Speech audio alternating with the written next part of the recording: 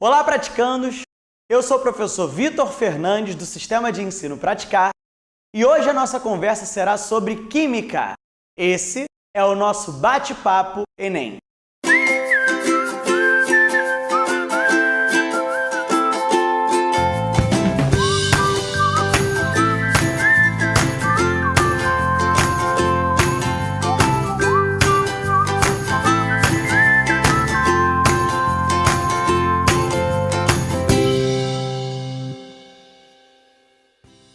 Hoje a nossa conversa é com o professor Luiz Asenoff, de Química.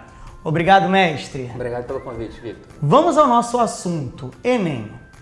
Mestre, eu gostaria que você indicasse aí para os nossos candidatos que estão nos assistindo quais são os principais assuntos, quais são os principais temas para a prova de Química do Enem.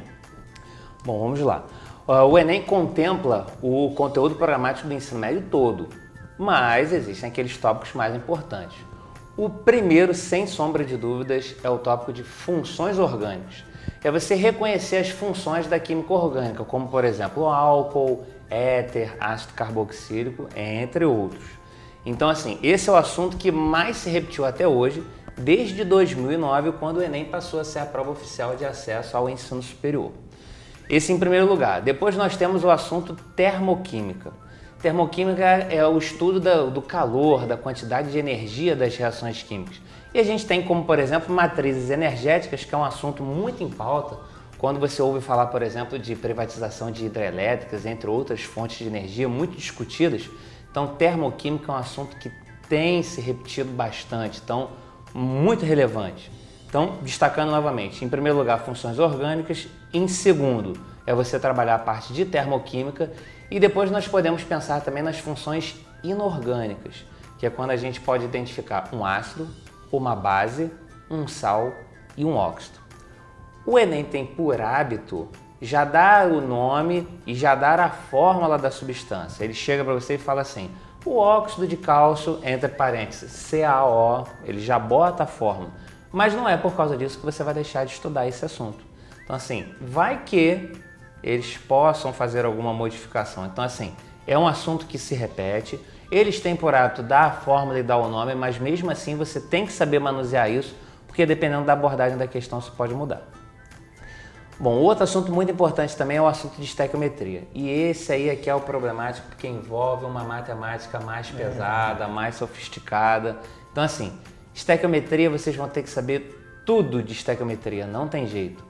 Então, se ele der um valor quebradinho, você tem que usar esse valor quebradinho. Se a questão te der uma massa de 89,5 gramas, você tem que fazer a conta com 89,5. Não coloca 90, porque as opções têm esses valores quebrados. E aí, estequiometria ainda tem aquele lance de pureza, rendimentos, reações consecutivas, excesso limitante. Tudo isso já caiu. Não é só aquela questão simples de falar, calcule a massa, calcule o número de mols, o volume. Tem isso? Tem, mas não é só isso. Então, no universo das 15 questões de química, pelo menos uma deve ser de estequiometria. Então, dentre esses tópicos que eu falei, que são 4, então assim, 4 questões em 15, você já está com quase 30% das questões, com esses assuntos que já são muito comuns e muito batidos. Ótimo. Agora, Asenoff, nós sabemos que a prova do Enem é uma prova bem definida. Ela tem as suas peculiaridades muito bem definidas.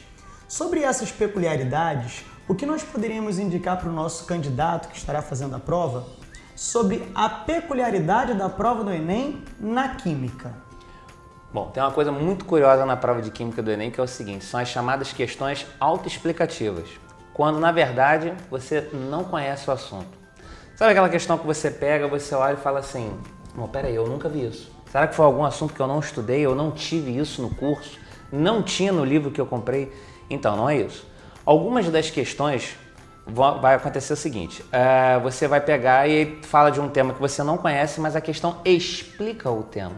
Ele olha, esse assunto funciona assim, assado e tal, e ele explica tudo direitinho e no final ele pergunta assim, dentre as opções, qual é aquela que tem a ver com o que eu falei antes no texto? Então é basicamente uma questão de português, no meio da prova de Química. Ela tem uma temática de Química, mas o desenvolvimento é pura e simplesmente interpretação de texto. Então assim, não é que você não estudou tudo, É uma questão realmente que ninguém estudou aquilo ali. A questão está sendo apresentada, é um assunto que não é comum no ensino médio, mas ele vai te dar todos os artifícios possíveis para que você possa chegar na resposta da questão.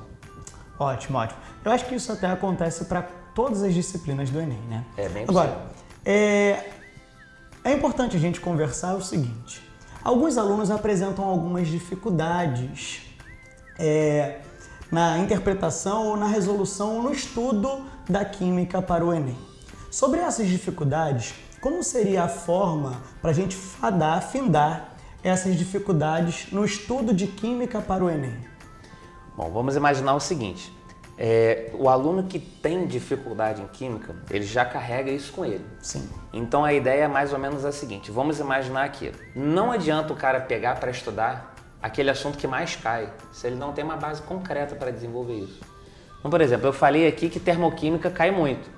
Mas se você não tem uma base em química, não adianta você pegar e vou estudar só termoquímica porque eu sei que isso vai cair.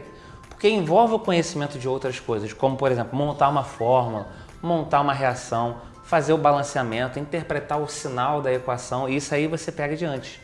Então a minha sugestão é a seguinte, você tem que começar no início mesmo e se habituar com a linguagem. Se você está defasado do seu ensino médio, por exemplo, você não teve química em algum ano na escola, ou a matéria foi incompleta, ou algum outro motivo qualquer, então começa no início mesmo, o livro volume 1 de Química, vai lá no primeiro, no segundo capítulo, na sequência, até você se sentir seguro de pular algumas matérias e chegar lá na frente. Então assim, você tem que ter alguns conceitos bem definidos.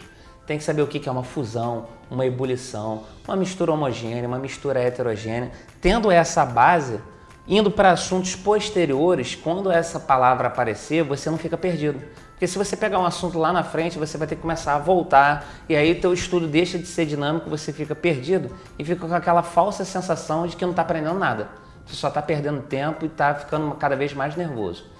Então, assim, eu entendo que se o cara mantiver uma linearidade... Um processo, né? Um processo lento ali e tal, gradativo, ele vai adquirindo confiança, ele pode pular e ir para assuntos posteriores e aí sim ele consegue encaixar os assuntos que mais caem e a tendência é acertar o maior número de questões. Ótimo, perfeito.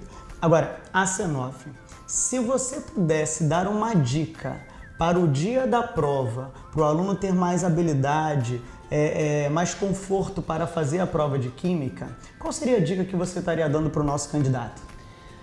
O que você tem que colocar em mente é o seguinte, não existe uma nota pré-estabelecida para você passar. É claro que quanto mais questões você acertar, vai ser melhor. Mas assim, tenha em mente assim, o seu número de acertos. São 15 questões de Química. Se normalmente você está acertando 6, 7, 8 questões, se esse é o seu limite, tá ótimo, você está fazendo a sua parte. Se você conseguir estudar um pouco mais, manter uma frequência de resolução de exercícios, fazer os simulados, tirar ali 2 horinhas na semana para estudar Química, a tendência natural é essa nota aumentar. Para você chegar a 9 acertos, 10 acertos, mas não tracem uma nota como obrigatória de eu tenho que acertar 12, 13 questões, senão eu não vou passar. Cada carreira funciona de um jeito diferente, cada universidade tem uma nota de corte diferente, um número de acertos diferente. Então assim, vai com a sua segurança para acertar o maior número de questões possível, dentro da sua limitação. Agora, preste atenção para no dia da prova, você não cometer alguns equívocos, como por exemplo, você tem que conhecer o lugar da sua prova. Se tiver oportunidade, vai no dia anterior, observe o trânsito, não se esqueça que no dia da prova todo mundo vai para lá ao mesmo tempo. Pode ter um acidente de trânsito e você perder tempo e chegar atrasado, então cuidado com isso, chega com antecedência. Na hora de entrar no local de prova, você vai na sala que você vai fazer prova, entra antes. Não deixa para entrar no final, porque de repente sobra só um lugar para você do lado da janela onde está batendo sol.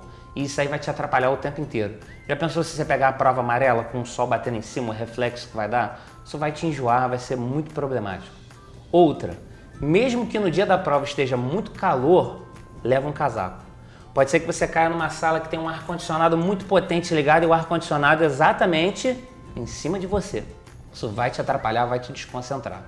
Se possível, uma garrafinha de água também, porque em alguns locais de prova o bebedouro fica muito longe da sala. E aí você vai perder tempo indo lá para beber água e voltar, entre outras problemáticas que pode ter no dia de prova. De resto, você fez a sua parte, se você estudou, fez simulados, frequentou o curso normalmente, você já está ali para a vitória mesmo, não tem problema. Seguindo essas dicas, tudo direitinho, chegando lá tranquilo. No dia anterior, evitar coisas muito novas, tipo, eu vou relaxar, eu vou andar aqui de patins. E aí uma coisa que você nunca fez e você pode se machucar. Então evita isso, só fica uma coisa tranquila, curte a sua família para no dia da prova você chegar bem. De resto, só vitória. Perfeito. Muito obrigado por esse papo maravilhoso que nós tivemos sobre a prova do Enem. Esse é o nosso Papo Enem. Não se esqueça de curtir, compartilhar e se inscrever no nosso canal. E o segredo é praticar.